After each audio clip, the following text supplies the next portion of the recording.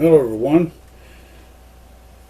This is another TIB Gospel video, and thank you for tuning in.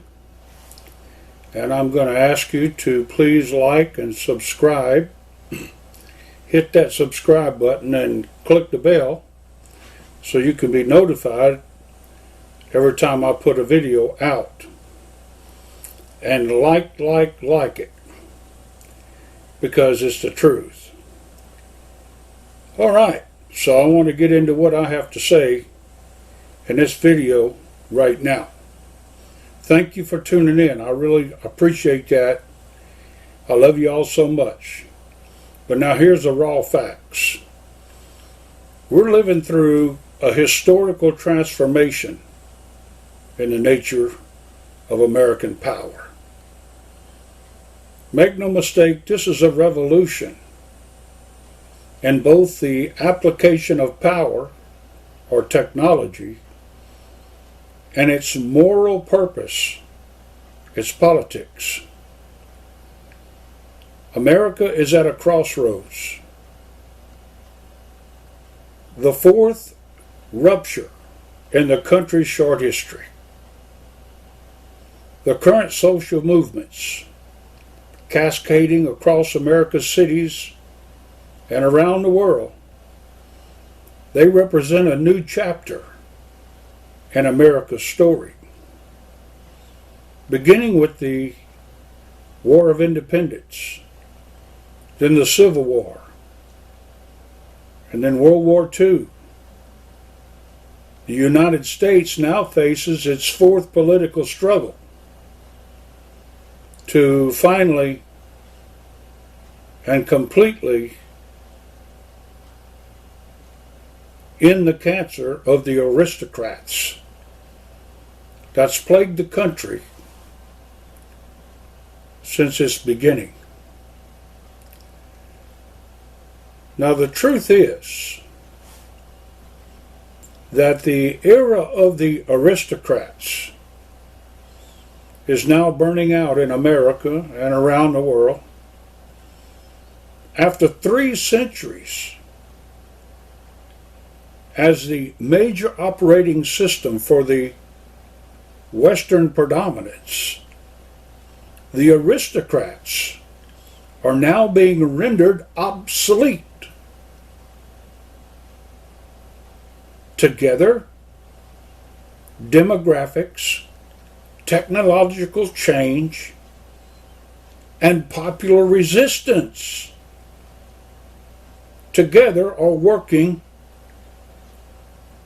to shape a new world order. Now, given ongoing structural changes in the economy and society, it's obvious that America's leadership is now entering a period of renewal. This is a period of renewal. Do you see it? As well. Indeed, over the next 5 years, the aristocrats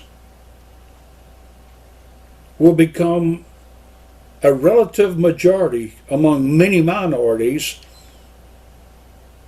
In technical terms, this is a period of transition between 2 epochs. One, an industrial era characterized by factory labor and a blue-collar struggle. And secondly, a digital era that is characterized by automation and widespread institutional unraveling. You see, we're moving through a new gate in history that's accelerated by the impact of the COVID-19 pandemic. The United States is right now undergoing a new political revolution. And I contend that it will likely spread across the post-industrial economies around the world. Yes, ladies and gentlemen, make no mistake about it. The industrial era, the era of the middle class and the blue-collar working men and women of this nation, into a new digital era, which is characterized by automation and widespread institutional unraveling. You see it. This digital era now overcoming the industrial age. The millennials today, they're not of the industrial age. They're of the digital era. The digital age. And this change, this revolution, couldn't have started on its own. There's no way. It had to have an icebreaker to break the ice, if you will, of the aristocrats that's been piling up over years. And this COVID-19 pandemic is bursting through that ice. And the upper echelons of the aristocrats are becoming obsolete around the world and in the United States. And what is Election Day? Election Day is supposed to be another traditional voting and election of a new aristocrat.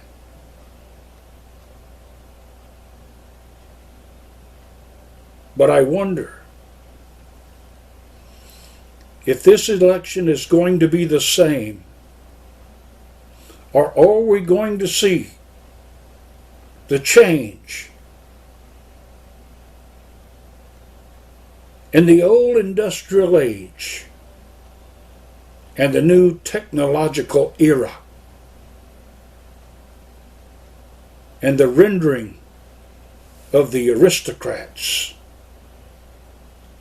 obsolete.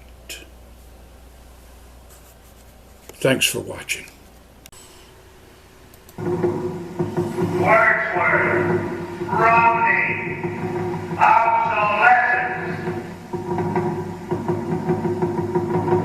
You walk into this room at your own risk, because it leads to the future.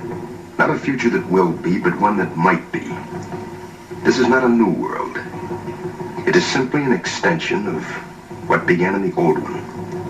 It has patterned itself after every dictator who has ever planted the ripping imprint of a boot on the pages of history since the beginning of time.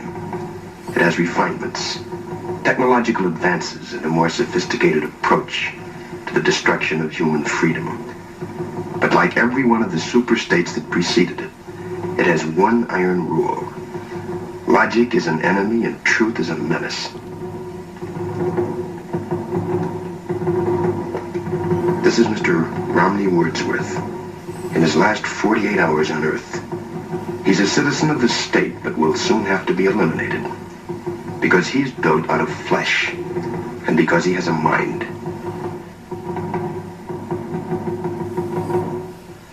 You've been under investigation, Mr. Wordsworth, for the mandatory period of 1 year and 11 months. You're found to be obsolete. The purpose of this hearing is to make a finding in the matter and make a sentence accordingly. Do you understand that, Mr. Wordsworth? Your occupation, Mr. Wordsworth? A librarian. A librarian. Having to do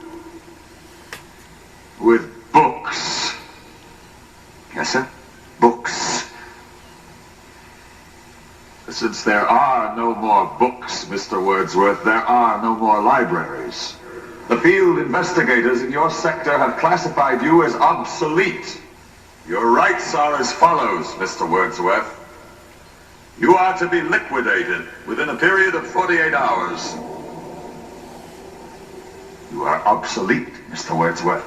A lie. No man is obsolete. You have no function, Mr. Wordsworth. You're an anachronism, like a ghost from another time. I am nothing more than a reminder to you that you cannot destroy truth by burning pages. You're a bug, Mr. Wordsworth, a crawling insect, an ugly, misformed little creature who has no purpose here, no meaning. I am a human being. Delusions, Mr. Wordsworth.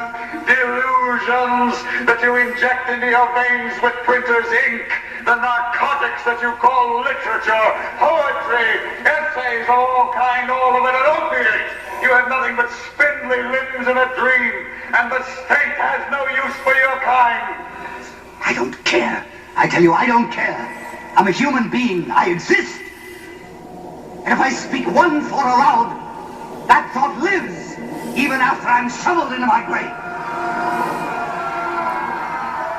The Chancellor, the late Chancellor, was only partly correct. He was obsolete. But so is the state, the entity he worshipped. Any state, any entity, any ideology that fails to recognize the worth, the dignity, the rights of man, that state is obsolete.